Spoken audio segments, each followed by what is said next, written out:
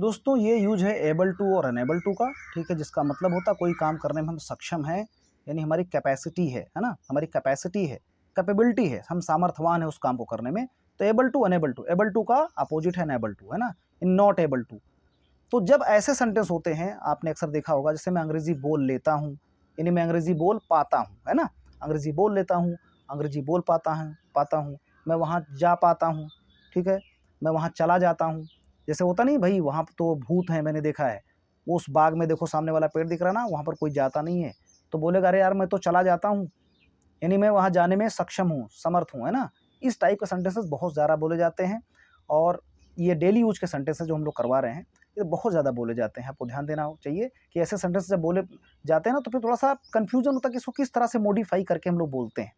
मैं जाता हूँ तो आई गो, लेकिन मैं जा पाता हूँ यानी मैं जाने में सक्षम हूँ, मैं चला जाता हूँ, चल लेता हूँ, है ना। जैसे भी बोला जाए कि अब तुम कैसे हो, तो आप बोलेंगे ठीक है आंटी जी अब मैं चल लेता हूँ, यानी आपको कोई फ्रैक्चर हुआ था पैर में, या मान लो कहीं आपको चोट लग गई, मोच हो गया, तो आप बोलते हैं ना कि मैं अब चल लेता हूँ, यानी I am able to walk, I am able to go, मैं चला जाऊँगा, वहाँ तक चला जाऊँगा, कोई दिक्कत नहीं आएगी। तो इसमें क्षमता बताते हैं। देखिए सेंटेंस से चालू करते हैं, मैं पढ़ नहीं पाता हूँ, मैं पढ़ नहीं पाता हूँ, इसका मतलब है कि मैं पढ़ने में सक्षम नहीं हूँ, ठीक है। तो I am not able to read, I am not able to read, इसका ये मतलब होगा कि I am not able to read, मैं पढ़ नहीं पाता हूँ, है ना, I am not able to read, इसको एबल टू के जरिए हम बनाते हैं। तो I am not able to read, इसका मतलब आई कैन नॉट रीड, मैं पढ़ नहीं पाता हूँ, यानी पढ़ नहीं सकता हूँ। सेंस आपको वही लेना है जो मैंने बोला, आई कैन नॉट रीड, पढ़ नहीं सकता हूँ, मतलब मैं पढ़ नहीं पाता हूँ, मैं पढ़ नहीं लेता हूँ, पढ़ नहीं पाता हूँ, मैं पढ़ नहीं लेता हूँ, समझ गए ना, या पढ़ नहीं सकता हूँ। तो सकता वाला ही जो अल्टरनेटिव है ना हमारे पास में, वो एबल टू है। जो आप कैन लगाते हैं ना, वही कैन का ही जो ऑप्शन है ना, वो हम लोग एबल टू का सेंस लेते हैं हिंदी में। इसलिए आपको बहुत हिंदी में जाकर के अंग्रेजी नहीं समझना है, फिर भी अंग्रेजी सीखने के लिए हिंदी का सेंस तो लगाना ही पड़ेगा, क्योंकि डायरेक्ट आप सोच नहीं सकते हैं। अगर मैं कहूँ कि आप चाइनीज में डायरेक्ट बोलिए, भूटानी बोलिए, है ना, आप कोई और लैंग्वेज बोलिए, तो कैसे बोल पाएंगे, नहीं बोल सकते ना, अपने मदर टंग के जरिए बोलेंगे। तो इसलिए आपको हिंदी का तो सेंस लगाना पड़ेगा, नहीं तो आप समझ नहीं पाएंगे, बहुत ही मुश्किल है। वो जिनकी बात है अंग्रेज़ों के ज़माने में पैदा हुए हैं, है ना, तो उनकी बात अलग है कि हाँ भाई चलो अंग्रेज़ों के ज़माने से हैं, बचपन उनका अंग्रेज़ों के बीच, जैसे हम लोग बोलते हैं बचपन से अपनी हिंदी मदर टंग, वैसे ही वो लोग बोलते हैं। तो आपको ध्यान देना है, सेंस लेना है। तो मैं पढ़ नहीं पाता हूँ, पढ़ नहीं लेता हूँ, या मैं पढ़ नहीं सकता हूँ, एक ही मतलब है, ठीक है। मैं पढ़ नहीं पाता हूँ, आपको बताना है कि अपनी एबिलिटी बताना है, मेरी एबिलिटी जो है ना, क्षमता जो है वो ऐसी नहीं है। तो आई कैन नॉट रीड का मतलब I am not able to read, I am not able to read, ठीक है। I am not able to read, तुम लिख नहीं पाते हो, तुम लिख नहीं पाते हो, you are not able to write, ये हो जाएगा, यानी you can't write, you can't write, है ना। अब नेगेटिव में क्या होगा, देखिए दोनों लेंगे हम लोग, able to unable to. You are not able to write, तुम लिख नहीं पाते हो, इसको चाहे तो अनेबल टू से भी आप बना सकते हैं। You are unable to write, उसका अपोजिट कर दीजिएगा, you are unable to write, तुम लिख नहीं पाते हो, या you are not able to write, दोनों तरीके से बन सकता है। वे चल नहीं पाते हैं, मतलब उसको पैर में चोट लगी थी, चल नहीं पाता है, यानी वो चल नहीं लेता है, वो चल नहीं लेता है, वो चल नहीं पाता है, मतलब वो चल नहीं सकता है। तो वे चल नहीं पाते हैं, they are not able to walk, या they are not able to go, चल नहीं पाते हैं, चलना, गो मतलब जा नहीं पाते हैं कहीं पर। चलने का मतलब तो नॉर्मली होता है वॉकिंग करना, स्टेप लेना, है ना, एक एक स्टेप चलते हैं तो वॉक करते हैं, और कहीं जाने का हुआ तो आप लोग उसको गो भी लगा सकते हैं। तो वे चल नहीं पाते हैं, अब इसका मतलब व्यक्ति चल ही नहीं पा रहा है, तो वे चल नहीं पाते हैं। फिर वही मैंने बोल दिया कि वे का मतलब बड़ों को हम लोग बोलेंगे कि दादाजी हैं तो वे चल नहीं पाते हैं, तो वे का मतलब प्लूरल नंबर नहीं समझना कि दे लगा देना। वे चल नहीं पाते हैं, इसका मतलब कोई व्यक्ति सम्मानित है, आपसे बड़ा है उम्र में, तो वह चल नहीं पाता है। जैसे पिताजी हैं, पिताजी चल नहीं पाते हैं, हम लोग बोलते हैं ना, पिताजी चल नहीं पाता है बोलेंगे। अंग्रेजी में तो हो जाएगा कि फादर इज कमिंग, फादर आ रहा है, लेकिन हिंदी में हम लोग लेंगे सेंस में कि फादर आ रहे हैं। तो वे चल नहीं पाते हैं, तो ये मत सोचना कि प्लूरल नंबर है, ये प्लूरल हो सकता है और सिंगुलर नंबर भी हो सकता है सिचुएशन के मुताबिक।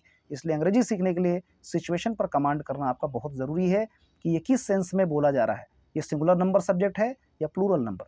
क्योंकि हिंदी में अगर सिंगुलर नंबर होता तो भी हम लोग रेस्पेक्ट देने के लिए हैं करके बोलते हैं कि मम्मी जी आप क्या खाना बना रही हैं, क्योंकि हैं तो हो जाएगा प्लूरल के लिए। लेकिन इंग्लिश में पक्का है कि एक अगर सब्जेक्ट हमारा सिंगुलर है तो इज का इस्तेमाल करेंगे।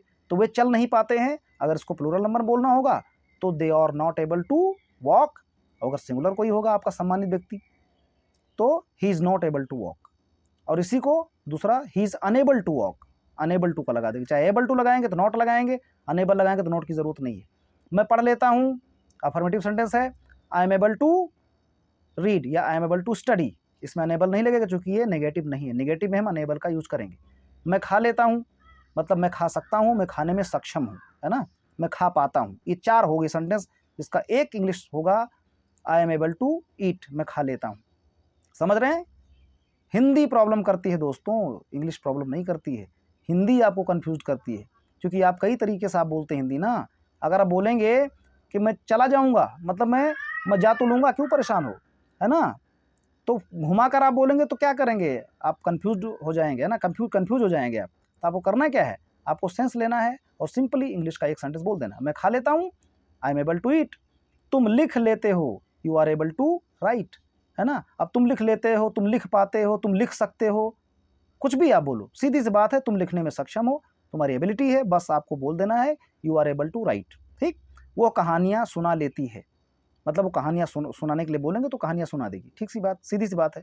अब वो कहानियाँ सुना लेती है, वो कहानियाँ सुना पाती है, वो कहानियाँ सुनाने में सक्षम है ना, कुछ भी बोलो, सीधा बोलना है, वो कहानियाँ सुना लेती, बस सीधी सी बात, उसकी कैपेबिलिटी है ना, वो कैबिलियर है, तो वो कहानियाँ सुना लेती है। He is able to tell the stories, तो यहाँ पर क्या है, यहाँ पर देखिए फीमेल है ना, वो कहानियाँ सुना लेती है, तो यहाँ पर शी लगाएंगे हम लोग। She is able to tell the stories, she is able to tell the stories, वो कहानियाँ सुना लेती है या वो कहानियाँ कह लेती है, ठीक है। वह कहानियाँ सुना नहीं पाती थी, पास्ट टेंस है, तो she was not able, she was not able to tell the stories या she was unable to tell the stories, ये हो जाएगा। मेरी माँ कंप्यूटर चलाती है, मेरी माँ कंप्यूटर चलाती है, मेरे पापा घर चलाते हैं, तो मेरी माँ कंप्यूटर चलाती है, माई मत कंप्यूटर चलाने के लिए हम लोग ऑपरेट यूज़ करेंगे, चलाने के लिए। My mom operates the computer, मेरे पापा घर चलाते हैं। My father runs the house, runs, ठीक है, घर चलाने के लिए रन्स हो जाएगा, पुराने नोट चलाना, इसलिए भी रन्स हम लोग कर देते हैं, वह पुराने नोट चलाता है।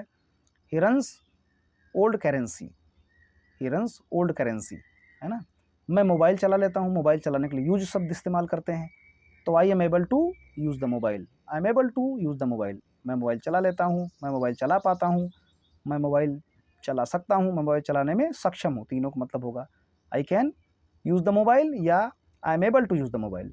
ये रहा एबल टू अनेबल टू का यूज, जिसमें बहुत कन्फ्यूजन आपको होता है, तो मैंने बोल दिया, देखो हिंदी का बहुत झमेला है, आपको हिंदी का सेंस नहीं लेना है।